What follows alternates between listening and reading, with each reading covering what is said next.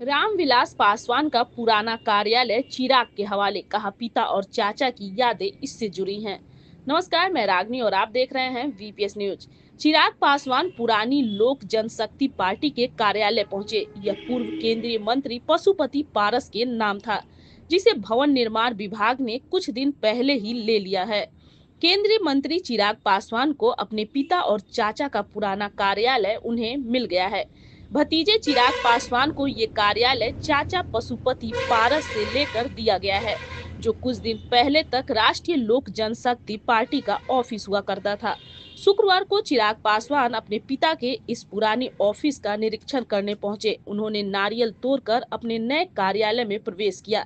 इस दौरान एलजेपीआर के कई कार्यकर्ता भी वहां मौजूद रहे। चिराग पासवान के चाचा पशुपति पारस के इस कार्यालय को भवन निर्माण विभाग ने खाली कराया था और अब इसे चिराग को दे दिया गया है। कुछ दिन पहले तक यह कार्यालय पूर्व केंद्रीय मंत्री पशुपति पारस के नाम था, लेकिन अब इसमें चिराग पासवान अपना लोजपा रामविलास का कार्यालय बनाएंगे। चिराग पासवान ने कहा कि इस कार्यालय में हमारे पिताजी के पूरे परिवार की यादें जुड़ी हैं। मुझे फिर यह मिला है। निश्चित तौर पर इस कार्यालय में हमारे चाचा की यादें जुड़ी हैं।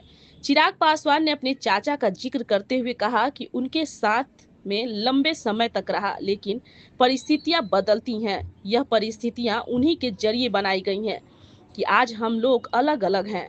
उन्होंने कहा कि पार्टी कार्यालय किसी का नहीं होता। आज हमारे पास है, कल किसी और के पास होगा। यह सब स्थिति के अनुसार चलता रहता है। बता दें कि दिवंगत रामविलास पासवान की पार्टी लोजपा के बंटने के करीब 3.5 साल बाद चिराग पासवान अपने पटना स्थित प्रदेश कार्यालय में वापस आ गए हैं। चिराग अपने पिता के कार्यालय पहुंचे तो उनकी आंखों से आंसू बहने लगे और वह अपने रिश्तेदार राजेंद्र पासवान के गले लगकर रोने लगे। उन्होंने कार्यालय परिसर में तुलसी का पौधा लगाया और जमीन पर सिर झुकाकर कार्यालय को प्रणाम किया। चिराग जी, आपको पुराना बंगला है वापस मिल गया, क्या कहेंगे? आज आपने आए इलेक्शन भी किया क्या? ये कुछ नहीं, सामान्य प्रक्रिया का हिस्सा है। सरकारी आवंटन है ये, आज किसी के नाम पे कल किसी के नाम पर। वो एक स्वाभाविक प्रक्रिया का वो हिस्सा है। मेरी इतना जरूर है कि मेरी यादें बहुत जुड़ी हुई हैं इस घर से, मेरे पिताजी के साथ, फॉर दैट मैटर इवन मेरे चाचा जी के साथ। बचपन मैंने यहाँ पर बिताया है। इस घर की कल्पना बिना चाचा जी के भी मैंने कभी नहीं की थी। और ये परिस्थितियां हैं, आपको हर परिस्थिति के लिए तैयार रहना पड़ता है। कल कुछ और थी, मैंने उसका भी डटकर सामना किया। आज है, आज भी कर रहा हूँ। कल किसी और नए स्वरूप में परिस्थितियां एक नया रूप लेकर सामने आएंगी, मैं उतनी ही मजबूती से सामना मैं करूंगा। मेरे लिए ये कोई उपलब्धि, कोई मेडल नहीं है जिसको मैं सीने पे तान के चलूं। इतना जरूर था कि हमारी राज्य इकाई को इस बात का अभाव जरूर होता था कि कार्यालय नहीं है। आप सबने मेरा निजी आवास देखा है, वहां पे वो व्यवस्था नहीं है कि सब लोग एक साथ बैठ सकें, काम कर सकें।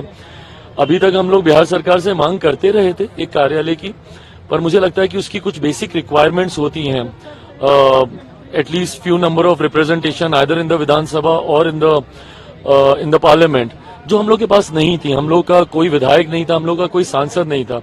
पर लोकसभा चुनाव के बाद जब हम लोग के पास सांसद जीते तो पुनः प्रदेश राज्य इकाई के द्वारा, हमारे प्रदेश अध्यक्ष जी राजू तिवारी जी के द्वारा पुनः राज्य सरकार से मांग की गई थी कि हम लोग को एक कार्यालय दिया जाए। संजोग है कि हम लोग को वही कार्यालय दिया गया जहां से मेरे पिता के साथ बहुत सारी यादें जुड़ी हुई हैं। बट हम लोग काम करने वाले लोग हैं। मैं अकेले 2 कमरे में भी बैठ के अच्छे से काम कर रहा था। आज यहाँ पे बेहतर व्यवस्था के साथ काम करूंगा।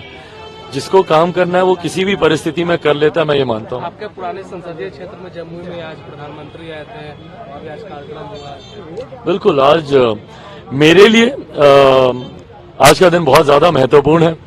इतने शुभ दिन, जब आज कार्तिक पूर्णिमा है, देव दीपावली है, गुरुपूर्व है, ऐसे दिन मेरे प्रधानमंत्री एक बार फिर मेरे संसदीय क्षेत्र, जहां से 10 सालों तक मैंने प्रतिनिधित्व किया है और जिसका आज की तारीख में बखूबी बहुत बेहतर तरीके से जिसका प्रतिनिधित्व अरुण भारती जी कर रहे हैं, जमुई प्रधानमंत्री जी का आना हुआ।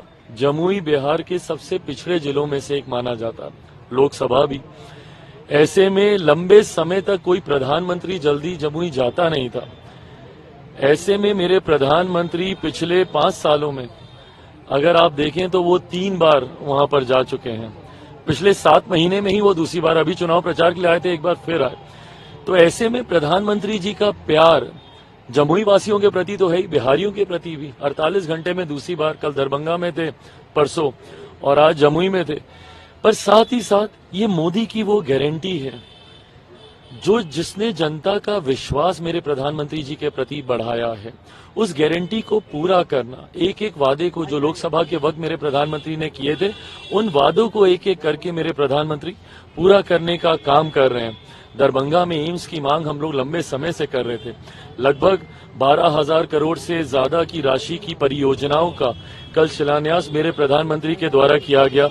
आज 6,600 करोड़ की परियोजनाओं का शिलान्यास मेरे प्रधानमंत्री जी के द्वारा जमुई में किया गया।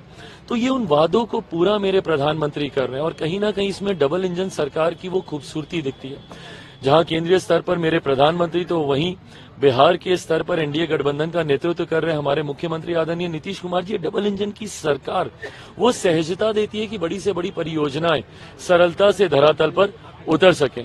मैं मानता हूं आने वाले समय में विकसित देश का लक्ष्य जो मेरे प्रधानमंत्री लेकर चले, उसमें विकसित बिहार की भी एक अहम भूमिका है, जिसके निर्माण में मेरे प्रधानमंत्री दिन रात लगे हुए हैं। आज जनजातीय गौरव दिवस भी है।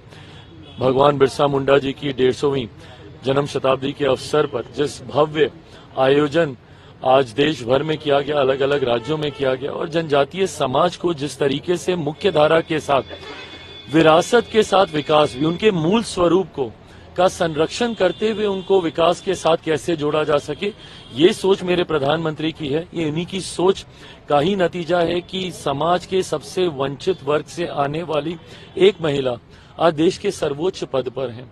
ये प्रधानमंत्री जी की ही सोच है कि ऐसे वंचित वर्ग को मुख्यधारा के साथ जोड़ता है। झारखंड में है, झारखंड में भी पहले फेज का चुनाव हो गया है, दूसरे फेज का चुनाव, तो क्या लगता है क्या नतीजे बिहार में भी? मैं झारखंड में खुद गया हूँ, कई सीटों पर मैंने प्रचार किया है। 18 तारीख को मैं पुनः झारखंड जा रहा हूँ।